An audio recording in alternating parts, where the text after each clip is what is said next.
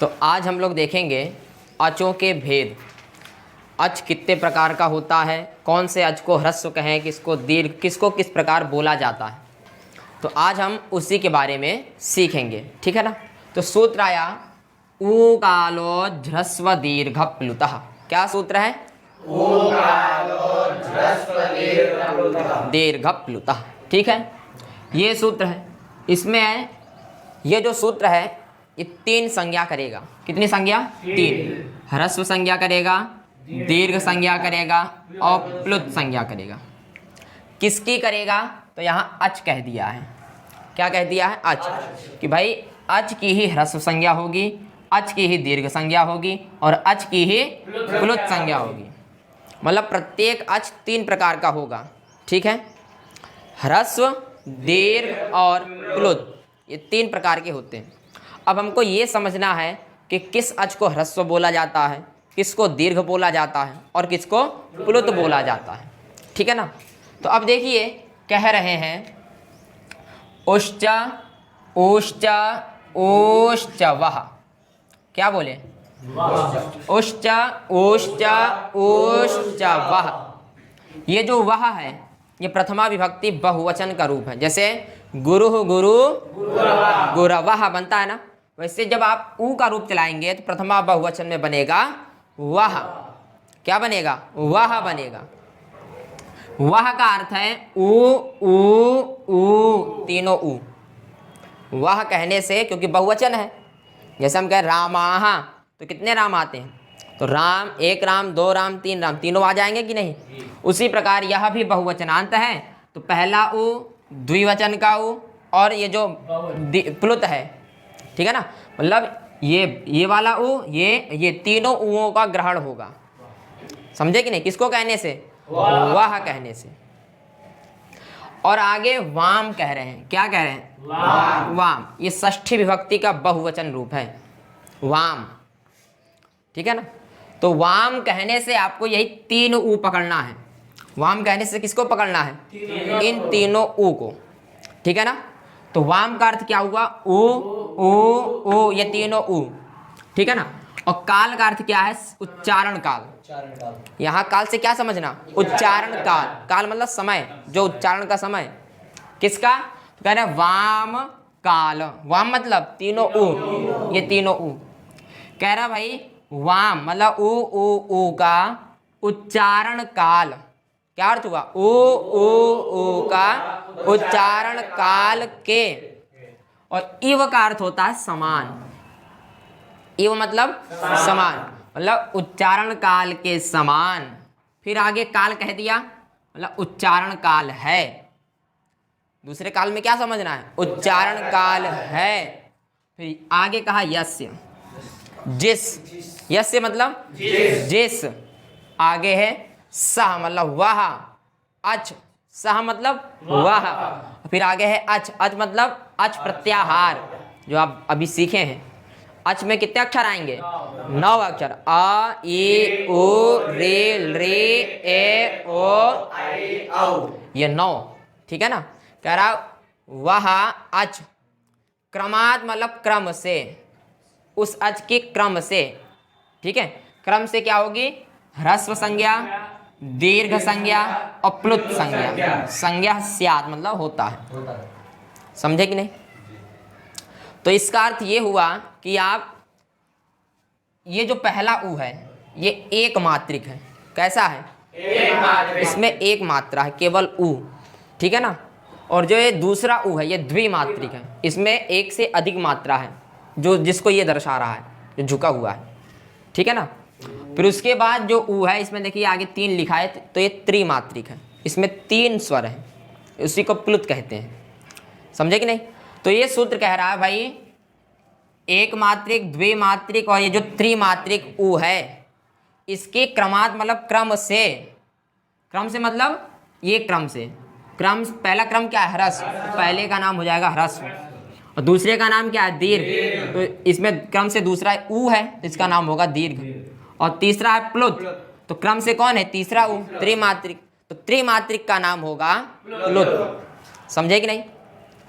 तो जो पहला ऊ है इसका नाम ह्रस्व हो गया और जो दूसरा ऊ है उसका नाम दीर्घ हो गया, और जो तीसरा ऊ है उसका नाम प्लुत हो गया। वही समझा रहा है कि ये जो तीनों ऊ हैं, तीनों ऊ कौन कौन से, एक मात्रिक, द्विमात्रिक, त्रिमात्रिक, इनके उच्चारण काल के समान उच्चारण काल है। जिस अच का वह उसकी मतलब सा मतलब वह उसकी क्रम से ह्रस्व दीर्घ प्लुत संज्ञा होती है। समझ गए? तो जो भी अच एक मात्रिक के समान बोला जाएगा उसका नाम होगा ह्रस्व। जैसे ऊ, ठीक है, आप बोलिए आ, तो आ का नाम क्या हुआ? ऊ। आप थोड़ा दीर्घ बोल रहे हैं, बोल रहे हैं कि द्विमात्रिक। आप बोलिए आ, तो इसका नाम क्या हुआ? दीर्घ। अब आया प्लुत त्रिमात्रिक, तो इसका नाम क्या है? प्लुत है ना। तो इस ऊ के समान जो भी ऊ बोला जाएगा, जो भी अच बोला जाएगा उसका नाम प्लुत होगा। आ ऊ, तो इन दोनों का नाम प्लुत है। तो इसी प्रकार जो भी स्वर इन तीनों ऊ के समान बोला जाएगा उसका नाम ह्रस्व दीर्घ प्लुत, इनमें से जो रहेगा वो आपको उसके नाम से समझना है। समझ गए? तो अब जितने भी अच हैं, जितने भी अच हैं, ये सभी 3 प्रकार के हो गए। कितने प्रकार के हो गए भाई? आ भी आपको ह्रस्व दीर्घ प्लुत इनमें से एक ना एक तो दिखेगा ही, दिखेगा कि नहीं? कोई भी स्वर है, कोई भी स्वर हो, वो ह्रस्व दीर्घ प्लुत इनमें से कोई एक ना एक तो होगा ही। ठीक है, जैसे मैंने आपको कहा आ, इसमें द्विमात्रिक है कि नहीं है? तो द्विमात्रिक ये ऊ है, तो इसका नाम क्या है? दीर्घ नाम है। तो इस आ का भी नाम क्या होगा? दीर्घ होगा। समझ गए? समझ गए ना कौन सा अच ह्रस्व होता है, कौन सा दीर्घ और कौन सा प्लुत। ठीक है, अब हम क्या समझे अभी कि प्रत्येक अच 3 प्रकार का हो गया कि नहीं? कौन कौन से? ह्रस्व दीर्घ प्लुत। तो यहाँ मैं लिख दे रहा हूँ, प्रत्येक अच के पहले 3 भेद हुए। कितने भेद? 3। पहला हुआ ह्रस्व, दूसरा हुआ दीर्घ और तीसरा हुआ प्लुत। ये 3 भेद हो गए, हुए कि नहीं? जैसे मान लीजिए अभी हम आ को लेते हैं, क्या लेते हैं? आ। तो आ की 3 संज्ञा होगी। कोई भी आ आप लिखिए या पढ़िए, वो ह्रस्व दीर्घ प्लुत में से एक ना एक तो होगा ही। समझ गए कि नहीं? इतनी बात समझ में आई? आगे चलें। अब आगे कह रहे हैं सा प्रत्येकम उदात्तादि भेदेन त्रिधा। सा मतलब अच, सा मतलब अच। कह रहा भाई प्रत्येक अच, कौन? प्रत्येक अच उदात्त इत्यादि भेदों के द्वारा 3 प्रकार का होता है। कितने प्रकार का होता है? उदात्त इत्यादि भेदों के द्वारा प्रत्येक अच 3 प्रकार का होता है। समझे कि नहीं? आप जब इसके आगे सूत्र पढ़ेंगे तो सूत्र आएगा उच्चई रुदात्तः, उसके बाद आएगा नीचई, और उसके बाद आएगा समाहारः। ये आपको 3 सूत्र मिलेंगे। समझे कि नहीं? जो यहाँ कह रहा है उदात्त इत्यादि, तो ये उदात्त है ना, इत्यादि कहने से आपको अनुदात्त और स्वरित समझना है। क्या समझना है? अनुदात्त और स्वरित, इनको समझना है। किसको कहने से? उदात्त इत्यादि कहते हैं। अभी हमने क्या समझा? प्रत्येक अच के 3 भेद, है कि नहीं? क्या समझे? प्रत्येक अच के 3 भेद कौन कौन से? ह्रस्व दीर्घ प्लुत। अब ये कह रहा है ये जो अच के आपके 3 भेद हुए हैं ना, कितने भेद? 3। ह्रस्व दीर्घ प्लुत, इन्हीं में प्रत्येक की 3 संज्ञा और होगी। कौन 3 संज्ञा और होगी? कौन कौन सी? उदात्त, अनुदात्त और स्वरित। जैसे आ है, इसकी पहले 3 संज्ञा हुई, ह्रस्व दीर्घ प्लुत। अब इसी में 3 संज्ञा और हो गई। जैसे आ पहले 3 संज्ञा, ह्रस्व दीर्घ प्लुत, है ना? फिर ह्रस्व में उदात्त, अनुदात्त, स्वरित, और दीर्घ में उदात्त, अनुदात्त, स्वरित, और प्लुत में उदात्त, अनुदात्त, स्वरित। ये प्रत्येक अच में होगा। बात समझ में आई कि नहीं? फिर से एक बार देख लीजिए। जैसे ये आ है कि नहीं? कैसा आ है? ह्रस्व आ है। पहले आपको तीन में से पकड़ना है, ह्रस्व है, दीर्घ है कि प्लुत है। तो ये आ कैसा है, क्योंकि ये एक मात्रिक है, एक मात्रिक है कि नहीं, इसलिए इसका नाम हुआ ह्रस्व। और जो भी ह्रस्व होगा वो उदात्त, अनुदात्त, स्वरित, इनमें से एक ना एक तो होगा ही। यदि मान लीजिए दीर्घ आ है तो ये दीर्घ हुआ कि नहीं है। तो दीर्घ में भी आपको तीन प्रकार से समझना है। कितने प्रकार से, तीन। दीर्घ में उदात्त, अनुदात्त, स्वरित, ठीक है। यदि मान लो प्लुत हो, त्रिमात्रिक हो, तो ये प्लुत में आया कि नहीं। तो प्लुत में भी तीन भेद, कौन कौन से, उदात्त, अनुदात्त और स्वरित, ये तीन भेद। समझ गए कि नहीं, कितने भेद, तीन भेद। इसी प्रकार प्रत्येक अच ऐसे ही होगा। जैसे मान लो आ को हटा के ई रख लीजिए, तो ई जो है ह्रस्व, दीर्घ, प्लुत में से एक ना एक तो होगी, होगी कि नहीं। तो यदि ह्रस्व है तो उसके तीन भेद रहेंगे, उदात्त, अनुदात्त, स्वरित। यदि दीर्घ है तो भी उदात्त, अनुदात्त, स्वरित। यदि प्लुत है तो उदात्त, अनुदात्त, स्वरित। समझ गए कि नहीं, इतनी बात समझ में आई। तो प्रत्येक अच कितने प्रकार का हो गया, 9 प्रकार का। कितने प्रकार का हो गया, 9, क्योंकि ह्रस्व, दीर्घ, प्लुत, ठीक है। और इनमें तीन तीन, उदात्त, अनुदात्त, स्वरित, उदात्त, अनुदात्त, स्वरित, उदात्त, अनुदात्त, स्वरित। तो प्रत्येक अच 9 प्रकार का हो गया। आ 9 प्रकार का हो गया, ई 9 प्रकार का, ऊ 9 प्रकार। अभी जहाँ विशेष है उसको आगे समझेंगे, अभी इस प्रकार समझिए, प्रत्येक अच 9 प्रकार के हो गए। हो गए कि नहीं, इतनी बात समझ में आई। अब हम समझेंगे कि उदात्त क्या है, अनुदात्त क्या है और स्वरित क्या है। अब इसको समझेंगे, ठीक है ना। तो कह रहा है, ये सूत्र है उच्चैरुदात्तः। क्या सूत्र है, उच्चैरुदात्तः। तो आपको स्क्रीन पे दिख रहा होगा, इसका अर्थ लिखा है, ताल्वादिषु स्थानेषु ऊर्ध्वभागो निष्पन्नो सह अच उदात्तः। ऐसा लिखा है ना, क्या लिखा है, ताल्वादिषु स्थानेषु ऊर्ध्वभागो भागे निष्पन्नो स अच उदात्तः। समझे कि नहीं। देखो अब इसके अर्थ को समझिए, क्या कह रहा है। आप सी पुस्तक में देखिए, वहाँ दिखेगा, ठीक है ना। देखिए तालवादी स्थान है, अभी आप आगे जाएंगे तो आपको तालु इत्यादि स्थान मिलेगा। क्या मिलेगा, तालवादी स्थान।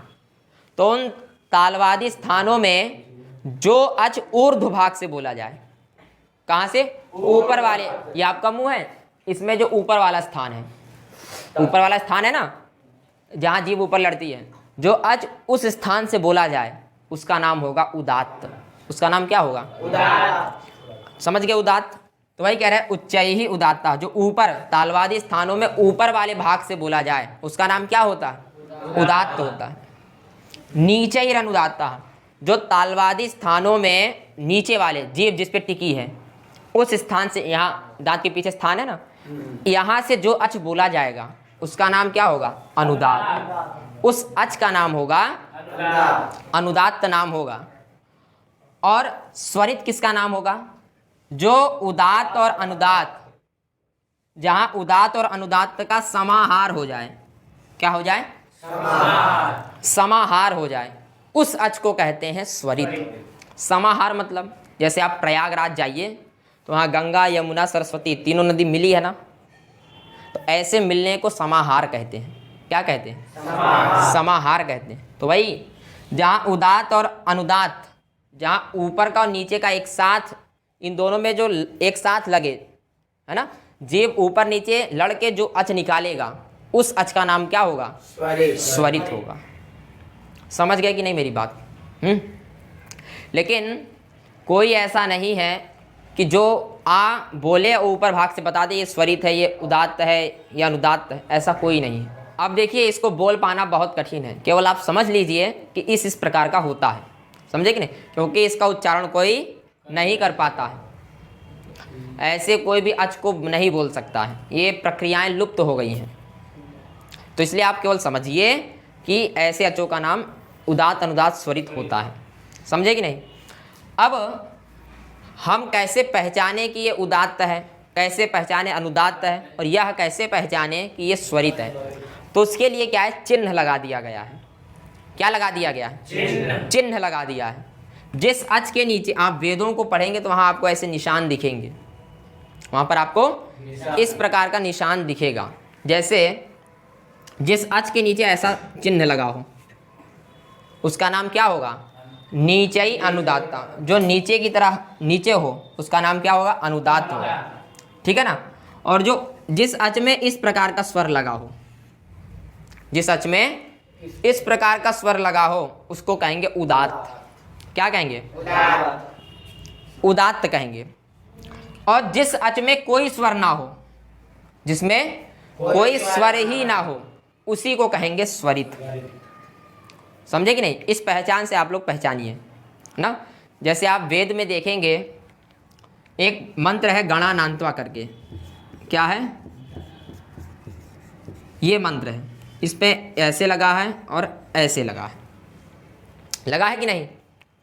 तो ये गा के आ में स्वर लगा है, तो इसका मतलब हुआ कि गा का आ जो है वो अनुदात्त है। वो कैसा है? अनुदात्त है। और ला के आ में कोई स्वर नहीं है, तो इसका अर्थ ये स्वर स्वरित है। और ना के आ में ये देखिए ऊपर वाला चिन्ह है ना, तो ये इससे क्या समझना है? ये उदात्त है। ये क्या है? उदात्त है। समझ गए कि नहीं? आप कोई भी अच लीजिए, वो ह्रस्व दीर्घ प्लुत में से वो एक ना एक तो होगा ही, होगा कि नहीं? ह्रस्व होगा, नहीं तो दीर्घ होगा, अथवा प्लुत होगा। और यदि इनमें से कोई हुआ तो यह भी निश्चित है वो उदात्त अनुदात्त स्वरित में से एक ना एक तो होगा कि नहीं? जैसे णा का आ लीजिए तो इसमें कोई निशान नहीं है, तो ये स्वरित है कि नहीं? आप कोई भी स्वर ले लीजिए, जैसे आपने लिखा आ, क्या लिखा? आ लिखा, तो ये ह्रस्व दीर्घ प्लुत में से क्या है? ह्रस्व है, क्योंकि यह एक मात्रिक है कि नहीं? अब ये जो आ है ह्रस्व हुआ, तो ह्रस्व में 3 भेद हैं। कौन कौन से? उदात्त, अनुदात्त, स्वरित। क्या इसमें कोई निशान लगा है? नहीं। तो मतलब ये क्या है? स्वरित है। समझे कि नहीं? ह्रस्व दीर्घ प्लुत में से एक ना एक तो वो होगा, और उदात्त अनुदात्त स्वरित में से वह एक ना एक तो होगा। इतनी बात समझ में आई? तो इसी प्रकार प्रत्येक अच कितने प्रकार का हो गया? 9 प्रकार का। समझ गए? जैसे आ को हटा देते हैं और आ को हटाकर ऊ लिख देते हैं। क्या लिख देते हैं? ऊ है, ठीक है।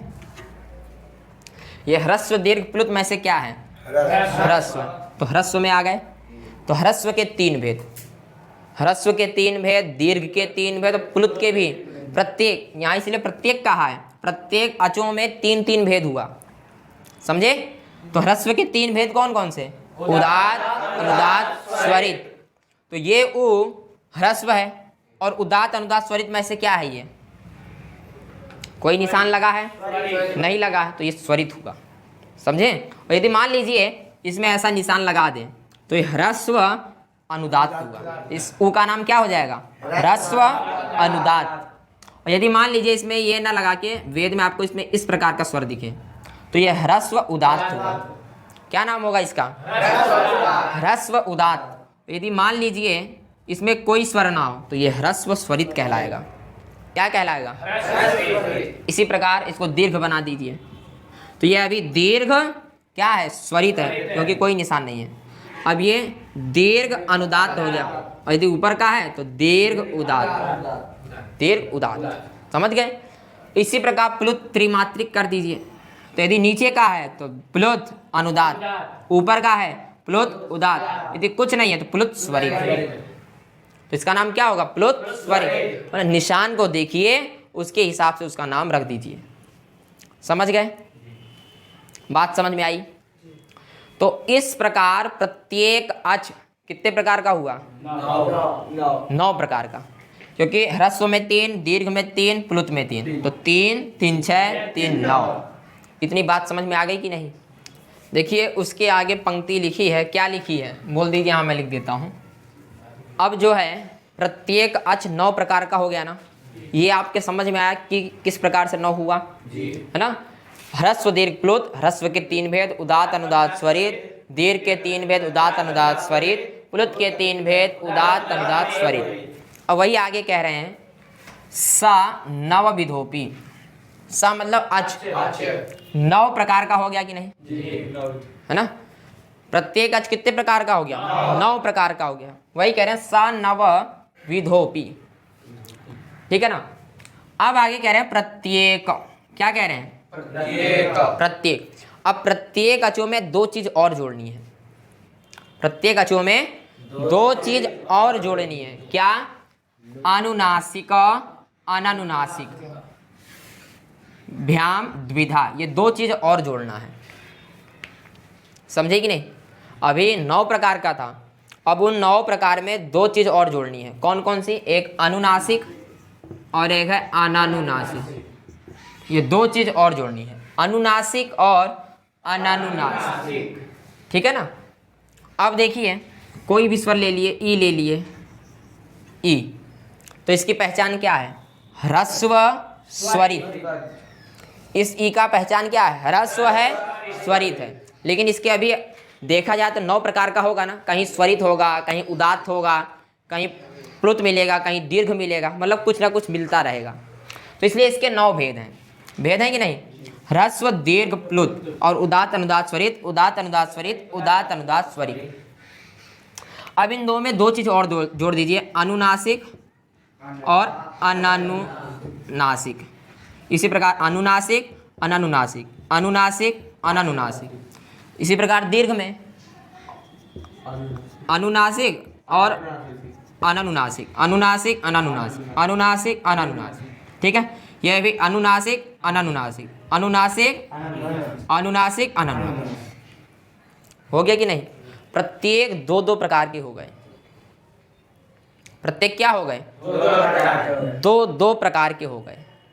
समझ गए? अब अनुनासिक क्या है और अनानुनासिक क्या है, ये आपको आगे वाला सूत्र बताएगा। मैं आपको बता देता हूँ एक पहचान के दृष्टि से अनुनासिक किसको कहते हैं, है ना, तब ये स्पष्ट हो जाएगा। अनुनासिक 5 अक्षरों को कहते हैं, या, मा, गा, ड़ा, ना। इन 5 अक्षरों का नाम है अनुनासिक। इन 5 अक्षरों का नाम क्या है? अनुनासिक। और इन 5 के अलावा सबका नाम है अनानुनासिक। सबका नाम क्या है? अनुनासिक। तो ये कैसा हुआ? ह्रस्व स्वरित अनानुनासिक, क्योंकि उस 5 से भिन्न है। तो इस ई का नाम क्या हुआ? ह्रस्व स्वरित अनानुनासिक। तो यदि मान लीजिए इसमें हम निशान लगा दें तो इसका नाम क्या होगा? ह्रस्व अनुदात अनानुनासिक, क्योंकि अनुनासिक तो है नहीं, यम गणनम दिख रहा है इसमें कहीं, तो उससे भिन्न है, तो इसका नाम क्या हुआ? अनानुनासिक। ये आगे वाला सूत्र बताएगा बढ़िया से, अभी आप इसको इस प्रकार से समझ लीजिए, ठीक है। यदि मान लीजिए इसको दीर्घ बना देते हैं, तब इसकी पहचान क्या है? दीर्घ अनुदात अनानुनासिक, ठीक है। दीर्घ अनुदात अनानुनासिक, क्योंकि इसमें चिन्ह लगा है अनुदात्त का। तो इस प्रकार से उदात्त 2 प्रकार का हुआ। तो 2, 2, 4, 2, 6, 2, 2, 4, 2, 6, ये भी उदात्त अनुनासिक 2 प्रकार का हो गया ना। तो 2, 2, 4, 2, 6, 6, 6, 12, 6, 18। प्रत्येक स्वर कितने प्रकार के हो गए? 18 प्रकार के। समझ में आया?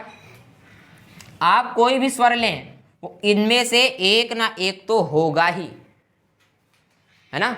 वो ह्रस्व दीर्घ प्लुत में से एक ना एक तो होगा, उदात्त अनुदात्त स्वरित में से एक ना एक तो होगा।